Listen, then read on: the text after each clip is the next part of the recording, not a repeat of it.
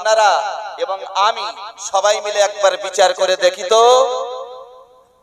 পীর সাহেবরা বলেছেন নামাজের কথা, ফয়জুল্লাহ চিশতি সাহেব বলে গেছেন নামাজের কথা, তার পীর দাদা হুজুর বলে গেছেন নামাজের কথা, তার পীর ভাই আল্লামা হুজুর বলে গেছেন নামাজের কথা, তার পীর ভাই ফজলুর রহমান দরগাপুরি সাহেব হুজুর বলে গেছেন নামাজের কথা।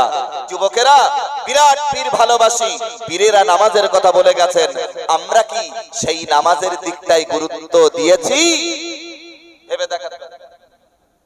কোরআন শরীফের ভিতরে মহান আল্লাহ রাব্বুল আলামিন বলেছেন, ওয়া আকিমুস সালাতা ওয়া আতুজ যাকাতা ওয়ারকাউ মা'আর রাকিঈন, তোমরা নামাজ কায়েম করো আর যাকাত দাও, আর যারা রুকুকারী তাদের সঙ্গে রুকু করো।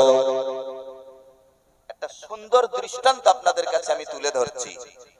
যারা রুকু করে তাদের সঙ্গে তোমরাও রুকু করো, তার মানে নামাজ পড়ো, ঠিক আছে? ওয়ারকাউ মা'আর রাকিঈন, রুকু করনে ওয়ালাদের সঙ্গে রুকু করো।